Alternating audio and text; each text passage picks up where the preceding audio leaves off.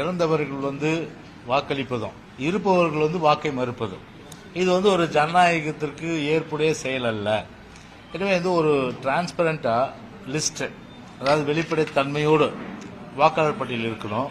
ஒவ்வொரு குடிமகனும் தகுதியுள்ள குடிமகனுக்கு வாக்களிக்கின்ற அந்த உரிமை கொடுக்கணும்னு சொல்லிட்டு கூட்டங்கள்ல வலியுறுத்துறோம். ஆனா அதெல்லாம் அந்த விழலுக்கு இறைத்த நீர் போல வேஸ்ட் தான். செவிடன்காதல ஊதுற சங்கு மாதிரி எலெக்ஷன் கமிஷன் கேட்கல. நாங்களும் கிட்டத்தட்ட பல கூட்டங்கள் எடுத்து சொல்லிட்டோம். இந்த தேர்தலில் கூட பாத்தீங்கன்னா இப்போ ஈரோடுல பாத்தீங்கன்னா 44,000 வாக்குகள் பாத்தீங்கன்னா அந்த தொகுதியிலே இல்ல. அதே போல தியாகராய நகர், அதே போல ஆர்கே நகர், அப்புறம் ஆர்கே நகர் கோர்ட்ல போயிட்டு அதன் பிறகு அவங்க ஒரு அஷூரன்ஸ் கொடுத்தாங்க. தீவிர சுருக்குமுறை திருத்தம் வரும்போது நாங்க கண்டிப்பா இதை சார் வரும்போது நாங்க கண்டிப்பா இதை பண்றோம்னு சொல்லிட்டு ஒரு அஷூரன்ஸ் கொடுத்தாங்க.